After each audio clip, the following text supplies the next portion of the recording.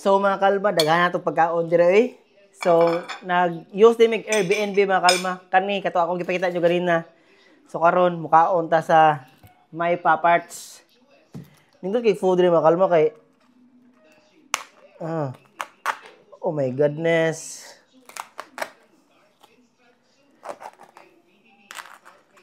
Okay. So kani mga kalma ganina pa gini.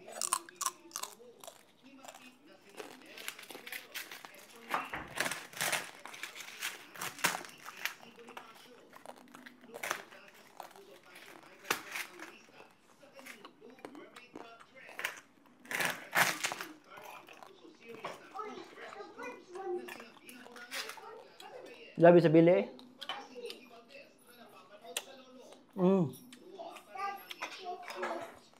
Nanas like cordon bleu mga kalma.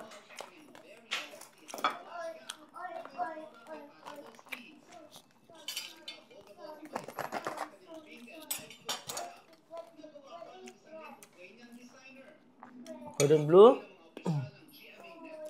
Ito try ilang kwan. Lasagna. Oh my goodness.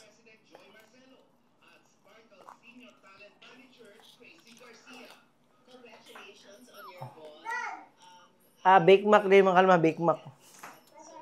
So, tilaw natin ilang Bake Mac. Yung ilang belly. So, mga kalma, dagan kitag food dili karon no, sa among staycation sa akong pamilya, akong asawa, akong anak. Naunya na maabot akong suon.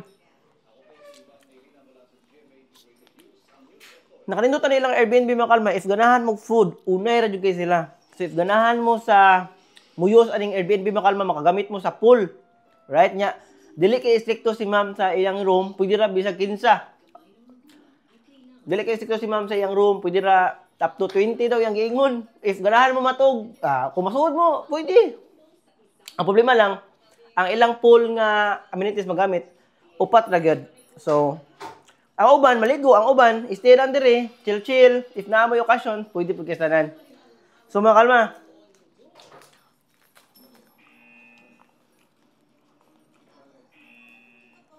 Wow. Bam. So, mga kalma. Suwayin nyo dire sa Tambuli. Nindot yung kayo dire mga kalma. Nag-enjoy kami duha. Nya. Ako ni pakita tanan nga vlog later mga kalma ha.